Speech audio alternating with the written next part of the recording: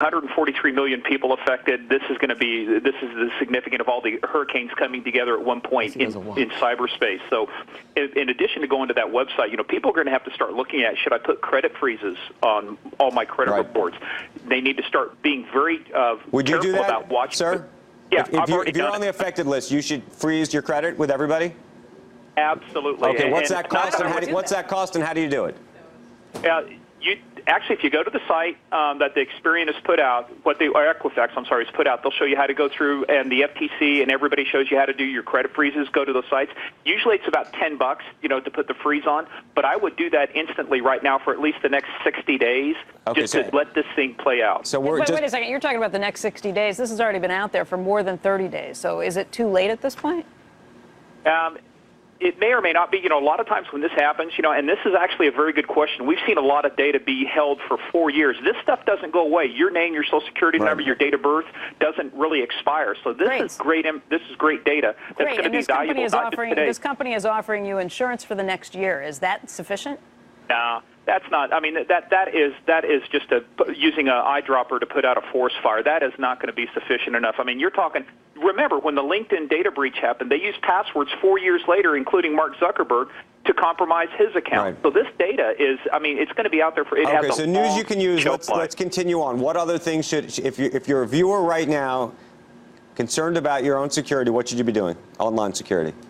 Yeah, basically, a lot of the stuff that we're talking about right now concerns identity theft, but you should be looking at, is there any information in there that could be used to compromise your account, things that would indicate what your passwords are. Make sure you've got good, healthy systems set up for how to change your passwords. Make sure you've got, in addition to what they have, I've got my own identity theft protection. I just don't trust what they give me because all they do is the bare bones. Hold on. When you say you have your own identity protection, through who? You don't necessarily have to tell us the company you're using, but who should we be using? What should we be doing? Well, look, anything is better than nothing. I use a company called ID Shield because one of the things they have is there's also some actual investigators. If anything happens, you actually have real investigators go out and do it. But you need something. You need something that's better than nothing. This is one of those things. This is hard to find out how this is going to play out because we don't know who the actors is. We've seen North Korea be behind WannaCry and the ransomware attacks. Is it possible it's them? Is it a state actor? Or is it organized crime? That's going to make a big difference on how your data is used. People don't know how it's going to be used, but you've got to do some basic protections. And the biggest thing right now is monitor. And like you were saying, Becky, is that it's not just the next 60 days, but you need to put a credit freeze at least for the next 60 days. If this information is going to be used right away, at least you want to protect against that. Hey, but Morgan, look, there is no good answer to this. Real quick on Equifax, the company itself, we're talking about the stock. Are they a victim in this case? Or should we be thinking about them differently? And the reason I ask is there's a number of reports that suggest that they have had a number of hack attacks before this, and that they had been told that their security was not nearly strong enough. Look, I testified before Congress on healthcare.gov back in November 2013. In fact, your program was the first one I was on after that testimony. Even then, I said we should have this cyber equivalent of Sarbanes-Oxley for protecting our systems to say you need now to have chief executives that sign off every year saying that we've taken these kind of steps to protect this data. The fact that this data was so close to the internet that it was on a web, you could get through it through a web server, to me, that alone goes back to exactly what you were saying, is that is just bad management, that's bad practice, and if you did the equivalent from a financial standpoint, you'd be going to jail. What kind of regulation is around these companies now? I mean, these three companies have more information than just about anybody else in the world. They hold everything. They hold the keys to the kingdom. Look, there's not enough. In fact, this goes back to the point of they had this information for at least 6 weeks, if not longer. Like I said, some of the reports are some of the execs sold stock. Right. Within days.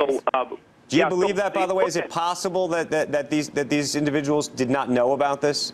That this could have. If they didn't know about it, that's a failure of leadership too. Why wouldn't your key executives like that know about a data breach? Everybody at the executive level, at those levels, should have known about this. So I don't. First of all, being a former cop, I don't believe in coincidence. So I think that there's a there, and I think the FBI needs to look into it.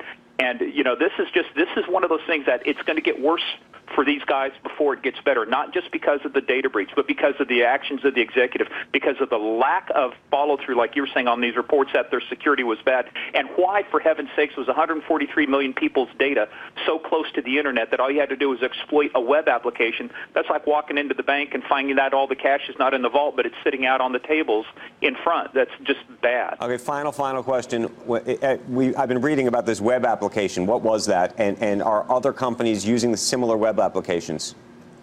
I don't know. I actually was doing that research right before I get on. I went to look to see what it was. They haven't really said it yet, and they probably won't because they're continuing the application, but it looks like it was probably one of their applications that allowed people to interface with their site to pull things like credit reports or do their credit check or, have other people inquire upon that. It could be third-party access too. As we found out with Target, the problem was third-party access. Third parties are security holes. Right. It may turn out that a third party here may be behind this.